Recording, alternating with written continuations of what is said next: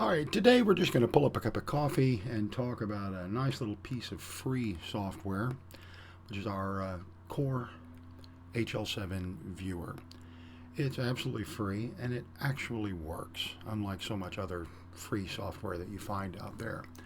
Now you can find this software in the Microsoft Store. Just open your store up and click search and do a search for core HL7 and you'll find it there. That's for version 1.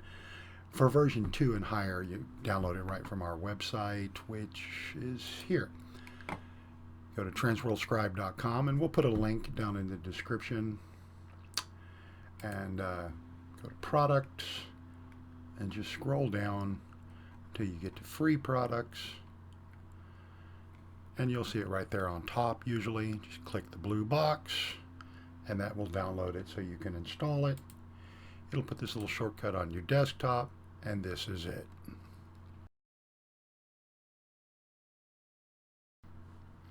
Now, since this video isn't really an instruction video on what HL7 is and it does, we assume that you're aware of what HL7 is and are just looking for tools to help.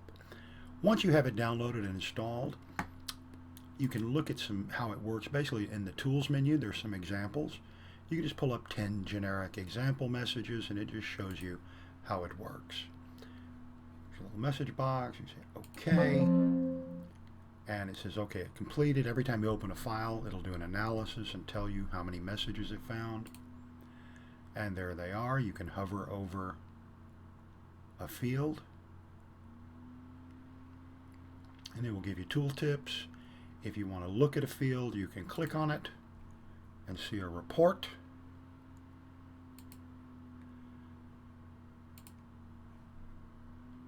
If you click on a segment, you'll get an entire segment report. If you want to clear and start over, just click the red X to clear the message store. What is the message store? The message store is everything that you have open. It can be HL7 messages that have come in from multiple files. So let's go to the next one. It handles messages with different encoding characters. What do we mean by that? Let's take a look. In this one, they're using a $sign as the field delimiter, but it doesn't matter. It works just fine. Reports. Where the tooltips and everything are coming from are from the HL7 definition that it's actually looking at. You can see it right here. The HL7 definition is the default for version 2.5.1. I can just click this if I wanted to change to a later version or an earlier version. Depends on what kind of HL7 you're actually trying to look at. Another very cool thing is the properties. Go into the viewer setting, you can set your font size to bigger or smaller. You get your recent file list. You've also got this highlighted field list. So I'm going to add PID .3, field 3 of the PID segment. And if I put that in there, and let's take a look at what happens. It'll highlight everything, the whole field. Like here I have I said highlight the patient's name. It highlights every value in that field just so that I don't have to look at it. We've also got it set to highlight the message control ID from the MSH segment, just to help you get directly to your target. You know, if you rather than having to count the pipes. Let's clear that. Let's go back and look at our generic example messages again, just because I'm not used to seeing the $sign in there. You can use the arrow keys to navigate up and back, home. If you're looking at large messages with 20 or 30 or 200 or segments, you can hide the bottom part so you get all that vertical space. And another very cool feature for something for free is you can look at it in hex. If you've ever worked with HL7 for any period of time, you need a hex viewer so you can actually see, like there's the segment delimiter and etc. etc. I don't need to go over experienced HL7 developers how valuable it is to be able to look add an HL7 message in hex. What else have we got?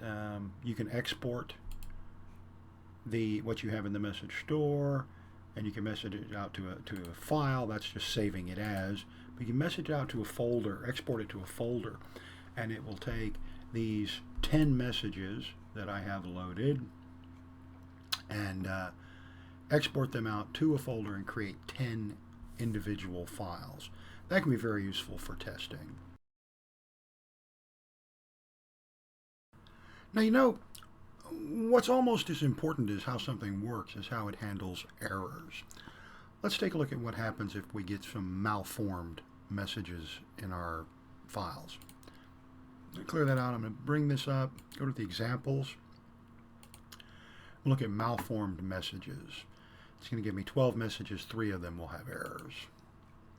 It analyzed it, says there were 12 potential messages, but 3 of them had errors. Do you want to look at the errors? You say yes, and it will take you through it. It tells me here there's a fatal error in segment number 5. 1, 2, 3, 4. See, this is number 5, is the 5th one. Right here. It's not really a segment. You can see that what it is there's probably a carriage return line feed in the middle. Now you can advance through message by message, or you can go exception to exception. So this is number 9, segment number 4, invalid segment data. And segment number 10, same thing, invalid segment. All I have to do is I can just clear out of that and just know that it handles malformed messages. But the only thing that you'll see in your store are the 9 good messages.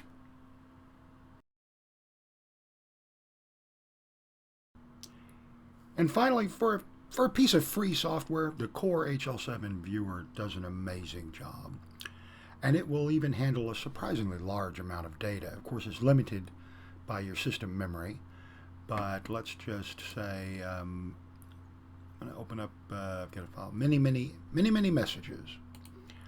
Whenever you open a file, it'll ask you if you want to clear your message store. If you don't, it will just add them to the bottom. But I'm going to say yes, I want to clear the store. Bam, 3,072 messages. You saw how fast that loaded. And we're down and down and down, etc. And this software is a little powerhouse. It really just works for what it needs to do. Try it out today. Hit the link in the description and go and download it. Or you can find version 1 in the Microsoft Store.